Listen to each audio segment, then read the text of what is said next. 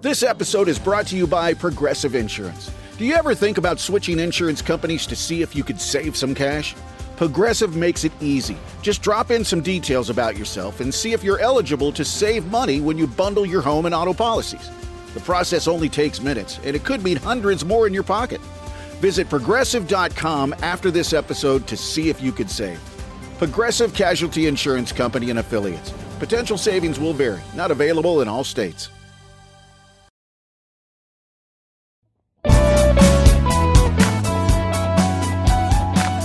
Hey there, listeners. Welcome to Shit That Goes On to Our Heads, the podcast where we normalize conversations around mental health. That's right.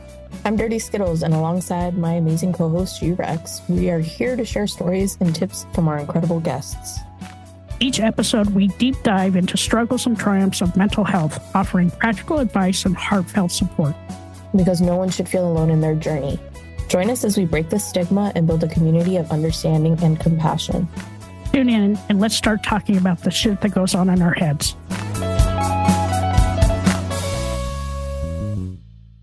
Three, two, one. Welcome back to another episode of Shit That Goes On in Our Heads. I'm here with my amazing co-host, Dirty Skittles, and today we have Austin. Welcome, Austin. I'm so glad to have you on the show. Hi, I'm so glad to be here. Thank you both for just showing up on a Saturday and making it happen. Yeah.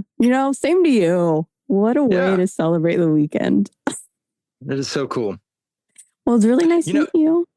Yeah. Nice to meet you. When we did our pre-interview, you kind of said, you got to start us off. And so the last 24 hours, I've just been racking my brain about what story to share or what to jump into.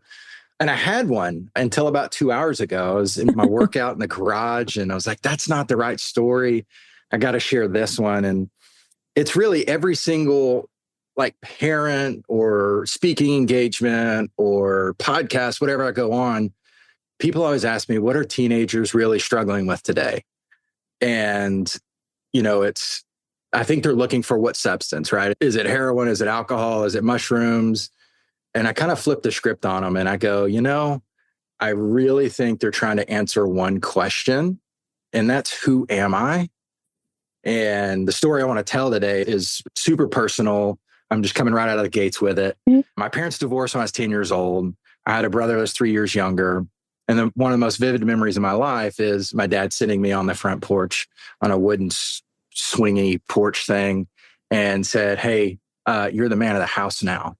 And at 10 years old, had no idea how to digest that.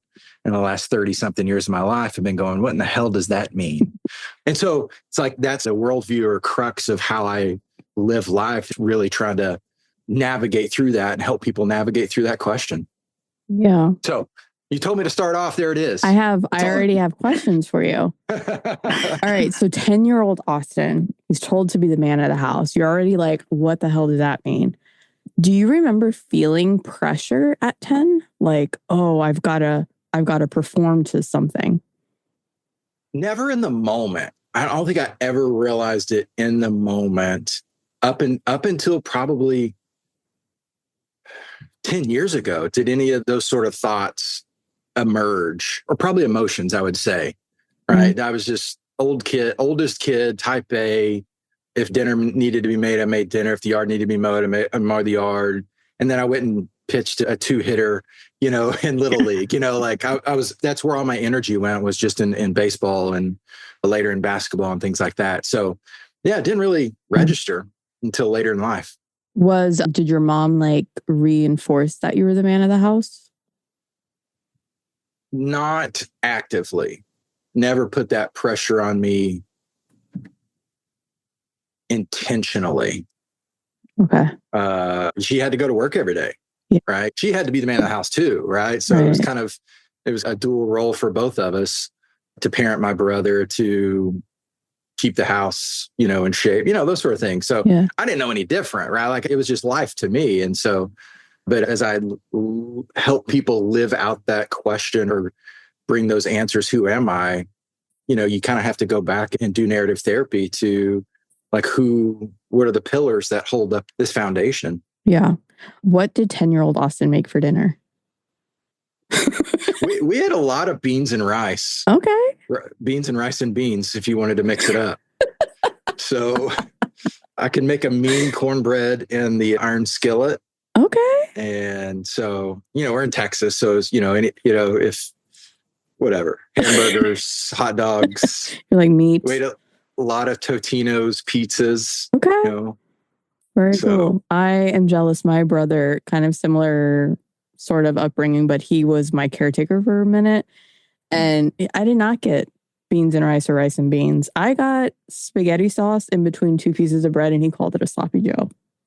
Nice. That was my older brother's meals. Hey, my meal for my brothers and sisters was fish sticks and macaroni and cheese. That sounds good. Yeah, we did that a lot too. Those are easy to rip out of the box and put in the oven. Yeah, man. Kraft macaroni and cheese, the best. Yeah. Probably not the best for you, but listen, that's what you're getting for dinner. For sure. Okay, so 10-year-old, man of the house, cooking dinner for your younger sibling, taking care of them, and still living your life, doing sports, and just kicking butt. Yeah. Did you resent your dad at all, like growing up after some time had passed? Yeah. Oh. How long is the podcast? No, I mean, it's a huge story that just builds from there. And again, like I own treatment centers that focus 13 to 17-year-olds we started with young men. Now we have a female facility. And the question that kids always ask me, I got long hair and usually a big beard and stuff like that. And the kids just assume, hey, Mr. Austin, what drugs did you use? And I'm like, I didn't. I'm a normie. And like, what? How do you own a treatment center and you don't know what we're going through? And, that's BS. And I'm like, okay, cool. Tell me about when your parents divorced, right? I've already read their intake file. Mm-hmm. Let's talk about how your dad doesn't show up to things. Mm-hmm. You're adopted, right? Or what, I just go through all of their narrative, what I know in their intake paperwork. And they're like, you've been through all that shit too? I'm like, yeah. I just chose a different way of coping than using drugs. Yeah. To God be the glory, not of my own volition there. So that resentment, my dad, I played a lot of baseball. He coached every game, every season. We saw him, my brother and I, did the hop, skip, jump every other weekend to his house. And then there's a period, where he just disappeared for about a decade. And that was probably from 32 to about last year. Oh, wow. He hadn't met two of my daughters. And so yeah, there's a lot of story in there. That's why I asked how long the podcast is. But yeah, he got remarried, had a kid at 50 and things like that. So just a lot of life change. And through the mix, that was more important than me and my family. So gotcha. Oh, go ahead, Rex. My bad. Well, I just have a quick question. So with all that emotional baggage from your past, now how do you show up as a dad to your kids? That's a great question. There's this, if we focus on not being something, that's what you generally become, right? And so I've really fought against that notion of, people say, I don't want to be my mom or I don't want to be my dad. Like, that's not my MO because I really want to honor my dad. And I am the man I am today because of him, right? Both DNA and, mentally and emotionally. And so how do I show up for my kids? I try to be the most gentle version of myself that I can be. And again, I'm super type A, always moving, Enneagram 8, if you know anything about that. Like big, large, and in charge all the time. And so I have to be the most gentle and humble version of myself that I can be with my kids. Yeah. That's patience. That's getting down on one knee. That's communicating. I was starting to feel like I got that a lot. I don't know. Like I try to treat them like adults and not weigh them down with adult things, but speak to them and believe in them that they can bear the weight of the conversation that we're having. Yeah. I love that. I love that a lot. I you are just so genuine and full of energy. And I want to know, how did you go from 10-year-old Austin to owning and operating drug treatment centers for kids? How did that path move from I'm the man of the house to like, I want to help these kids. Yeah. At 15, a friend took me to church. Like so I played sports, and one of my best friends was the guy who carried a brick of weed in his backpack. And then my friends playing baseball, they went to church. And I was literally at this clear fork in my life of like, do I hang out with that guy? Do I hang out with this guy? I went to church for first time ever at about 15 years old. And that just began something new, finding Christ, finding faith, finding community, sort of value, purpose, and meaning. And then that just kind of snowballed. So I really thought I was going to work in the local church as a youth pastor. So I did my undergrad in pastoral ministries, felt super inadequate. That boy sitting on the porch swing going, what, like I have to go work, I'm not ready for that. So I went to seminary, started a MDiv, got 80 hours into the 90-hour program, and kind of had this, seizure of some sort that said, I don't want to work here in this environment because my skill set, my gifts are asking questions. And so I kind of abandoned that and did a master's in counseling, which led to psych hospitals and community mental health work. And then I was introduced to adult inpatient treatment, substance use disorder in about 2010 through one of my mentors. And so he kind of taught me everything about the system, and he ended up kind of transitioning out. And I was like, I'm going to do this on my own. So went home to my wife, who was 8 months pregnant with our third kid. We had 3 kids. We ended up having 3 kids under 3. And I was like, hey, I think I'm going to quit my job.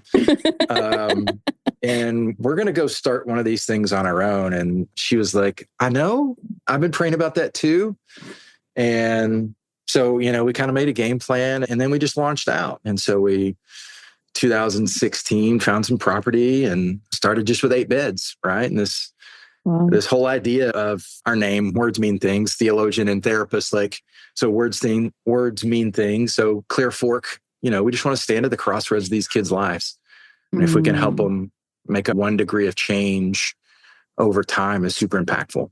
So that's the short story. Yeah. I am so curious what made you choose, like when you were at that fork in your road, what made you choose church? I don't think I chose. That sounds weird, right? Mm-hmm. I think my responsibility is to put one foot in front of the other. The Bible's real clear, I think, to me, that God first chose us.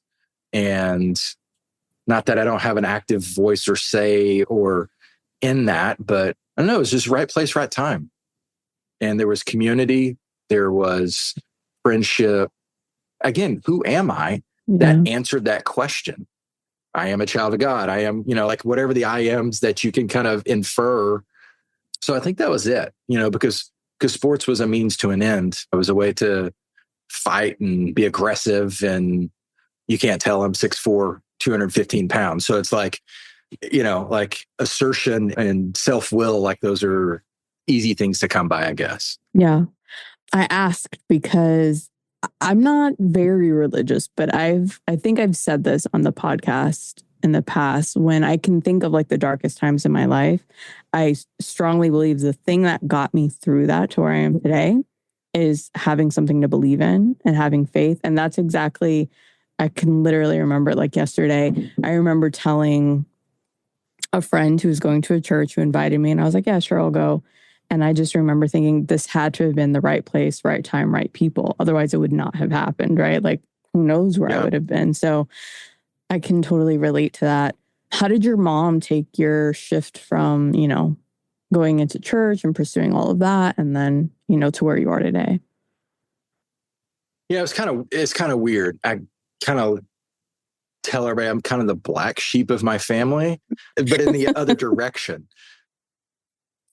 So it was kind of weird. So my brother and I mean, we were thick as thieves. And so we went together, and the youth group was on Wednesday, and we saw my dad from 6 to 8 on every Wednesday. So he'd pick us up from my mom's house. We'd go to dinner, and we'd hang out, do something, and then he'd just drop us back off. But when church entered the picture, we would grab a real quick bite to eat. He would drop us off. He would sit in the parking lot. And then he would sit in the lobby. And then weeks later, he would sit in the back row. And so like, as we were attending youth group, he was kind of going to the adult service. And so dad started going to church through that whole crazy story. Right. And then somehow mom kind of started going, and, my mom goes to church with me today. Like, I see her in the morning. And so it's kind of cool. Like there was just kind of this, I'm certainly not the one responsible, but like God just kind of drew all of us into this relationship with him over the years. And it's not been perfect. It's been rocky. My brother passed away in 2003. He was 18. I was 21. Right. So again, like going through that question, who am I? I've always been a big brother. I've always been, the protector. I've always been the one who fixed things, and he had diabetes. So it was kind of this like, he was my buddy. Yeah. Like we worked on cars, we did sports. He was at the same university I was at. So it was like, so faith and Christ have like just been that woven thread through a lot of this.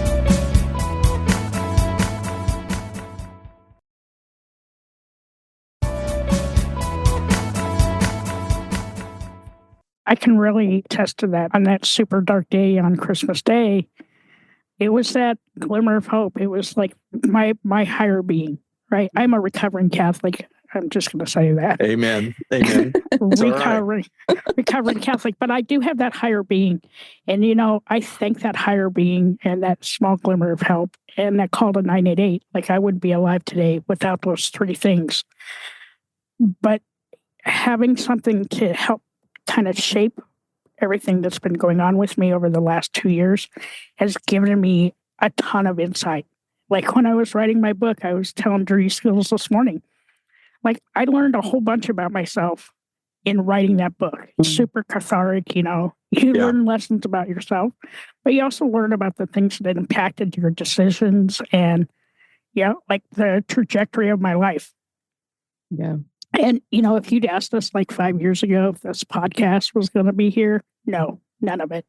Right. But I'm happy that we get to share these journeys and these paths with our listeners and talk to incredible guests like you, because like I'm learning even more about you. And I'm thinking that as, you being this like caregiver and man of the house, that when you go and you talk to the kids at your centers, right? You're a natural caregiver. And like you just want to wrap them in love and let them know that things are going to be okay. And you're just an incredible human being. Oh, thank you. So you open up Clearfork and now you're a businessman and you're taking in teen boys, right? To start, you said? Yep. What were the age ranges when you first started? 13 to 17. Okay. Why do you focus on that? Well, yeah, why 13? Yeah, Texas calls a 12-year-old a child. Gotcha. And an 18-year-old an adult. So we're right there in that teen bracket. So naturally kind of fit, calling and purpose and all those things for me. And so, and backing up a little bit. So for like 5 years, I was like a clinical director, kind of COO of this adult treatment facility.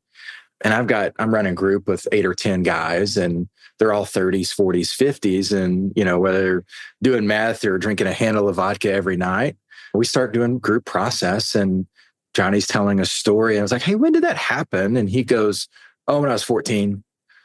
And then Mike jumps in and is like, no shit, that happened to me when I was 16. And then Billy over here goes, I was 11. I beat you all, so I've got these grown men numerically, like in my group, but they're all this like very adolescent beings, sitting there processing stuff. And so, that's kind of the vision, is like, can we create this clear fork in these kids' lives at the age of 10 or 12? So when they're 30 or 40 or 50, they're not like recapitulating that old story or belief about self, right? And so that cycle becomes a straight line of some sort. Yeah. What has been the hardest struggle with this so far for you, for Clearfork? Yeah, I mean, it's a hard job.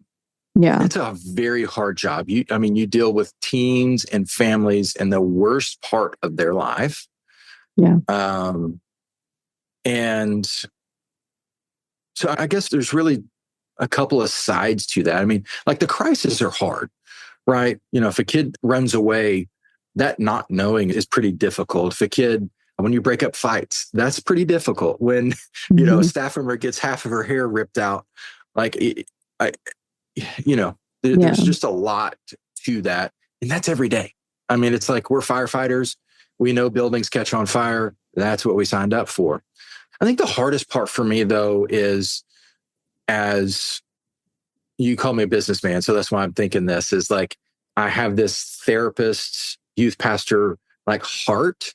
But then the other side of that token is I have to make payroll every day. And, I see a lot of operators just have one side, and they know it has scale and do profit margin. And I would never send my kid to treatment there. Right. I wouldn't send my enemy's kid to treatment there. But so there's that every day of making really hard decisions that either, they just have to run a business. Like, those are hard decisions. Yeah. How do you take care of yourself? Like, if you've had a really rough day with the stories and all that stuff. Pints and pints of vodka. I'm just kidding. Some irony there. No. So up until about this year's been kind of weird, but for probably the last 3-4 years, alarm clock goes off at 5:30. I go sit in my little rocky chair, and I have a journal, I have my Bible, and I read, I write, I pray, and then I throw those on the ground and go work out in my garage. So like the first 90 minutes to 2 hours of every morning is just self-care. Like, and if I don't, I know me, I show up. If I don't do that, I show up with way too much energy into every room. And so I kind of have to like drain the gas tank early in the morning before I start my day. And it just helps me, it just stays grounded. And then so the rest of the time, I'm in my little studio here. So I got a wall of guitars over here. So music, and that's about it. When you have kids and you have church and you have business and things like that, you just have little windows at the bookends of each day for me. Gotcha. Well, I have my fun questions for you, if you're ready. Okay. Oh, we're just He's like, oh my God. If you could rewind time and visit a younger version of yourself to give that younger version a bit of advice, what would you tell yourself, and how old are you when you go back? We're already the kids sitting on the porch, right? We're already there. So if there was one thing that I would tattoo on my heart, it would be, it's gonna be okay. Right? And God is in control. Mm-hmm. And maybe you don't have to be in control, right? Like, so kind of that same framework of like, dude, I got it. Like, and God's just right there saying, I got it. Chill out. I got it. Yeah. My second question. When you think about everything you've gone through so far, what has been the toughest lesson that you've had to learn? I won't say I've learned it. I say I've grown in it. And it's in that same frame. That's in that same framework is, Reinhold Niebuhr did the Serenity Prayer, right? And so it in essence, it says, control the things that you can control and surrender the things you cannot.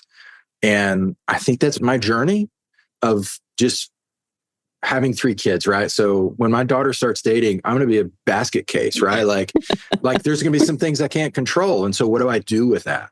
I'm controlling all the things now that I can control about her self-esteem and about her friend, like doing those sort of things with business. There's some things I can't control, but there are some things that I can. And so I think that's it, because I know shit gets way out of control when I take something out of God's hand and put it in my hand. Yeah. I mean, I just screw it all up. And so I think it's that's it.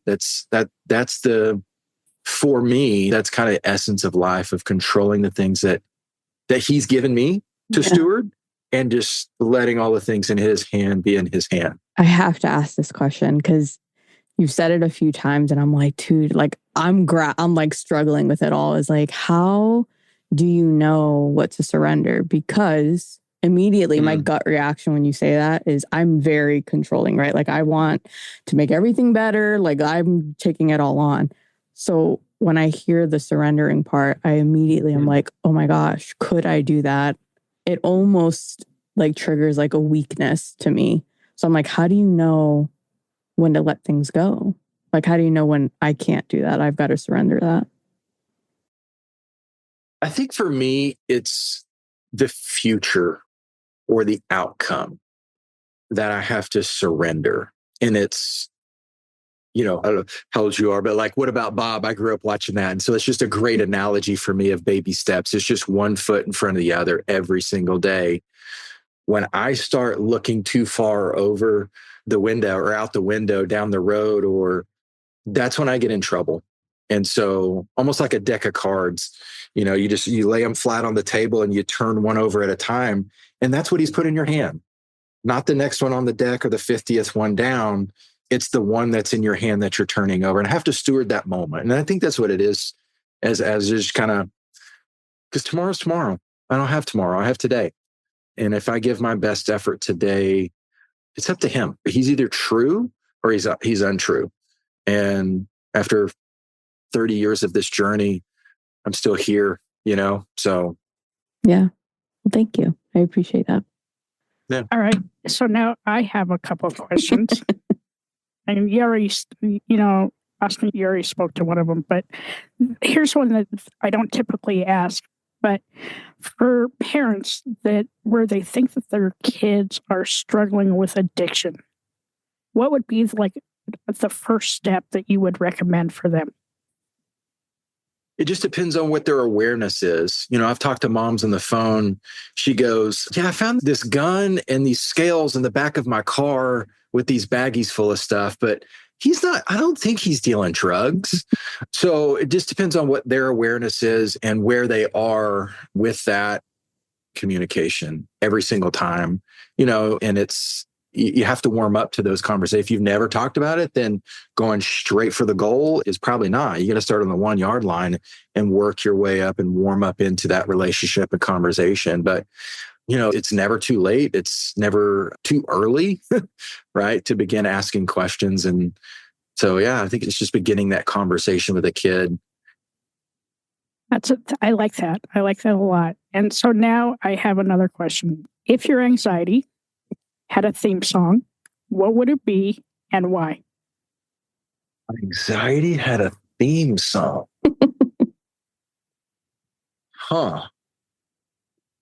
Man, I just worked out to like 90s rock. So it's like Smashing Pumpkins, Matchbox 20. Which one? That's a great question. I have no idea. There's just a million songs that go through my head. So I grew up on like old school country too. And I use this in therapy a lot of times when people try to satiate desires with the wrong thing, right? Looking for love in all the wrong places. Amen. Amen. So if I am anxious, my focus is on things that it should not be on instead of the moment. Yeah. I love that analogy. I love that. And so, like, one of my other questions that I like to ask is, what's your most favorite word? Favorite word? Oh, I could be real perspicacious right now and come up with that. No. Let me get my dictionary out. What? Why not? No, just kidding. Favorite word? This is great. These are great questions. There should have been a cheat sheet beforehand or something. We literally were just talking about how we don't like cheat sheets because we were like, no, we need it in the moment. You need the moment. Yeah. So maybe paradox for right now in this season of life, just because there's a lot of duality. There's, I think there's a lot of paradox in life. Up is down is up, left is right. I don't know where that, that's where I'm going to stick with. Paradox. Okay, good. Now, what's your least favorite word? Don't worry, it can be a dirty word. No, so, I always tell clients, just say what the first thing was that just popped in your head, right? So I got to own that. And hate was the first thing that just came into my mind. Yep. Yeah. So I mean, and that's just that. Yeah, I think it explains itself. So. Yeah. This was great. Now, how can our listeners find you? Clearforkacademy.com or Clearfork Academy on all the social channels and things like that. I have a book on Amazon. It's called My Kid, My Crisis. by Austin Davis. And so it just kind of chronicles stories that I've been in the therapy room with over the last kind of decade and a half. So sort of a biography of sorts. I love that. Thank you. Thank you for sharing your story and being vulnerable with us. You're Austin, welcome. this was such a great conversation. Thank you so much for being on and hanging out with us two crazy people. You're fantastic. We are crazy, but I'm so excited. And once again, thank you so much for being, very vulnerable and telling us, sharing your truth. Thank you. Thank you so much for listening to this episode. I'm G-Rex. And I'm Dirty Skittles. Don't forget to subscribe, rate, and review this podcast. We'd love to listen to your feedback. We can't do this without you guys. It's okay to be not okay. Just make sure you're talking to someone.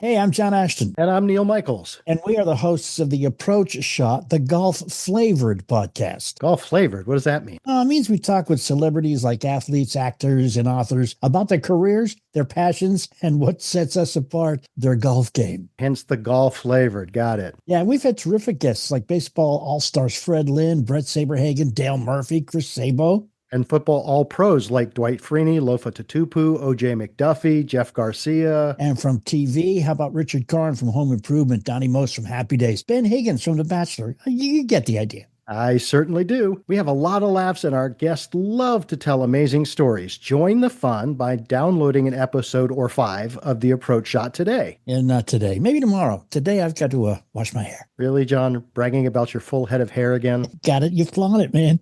And if you don't? Download the Approach Shot today on Apple, Spotify, iTunes, iHeart, or wherever you get your podcasts.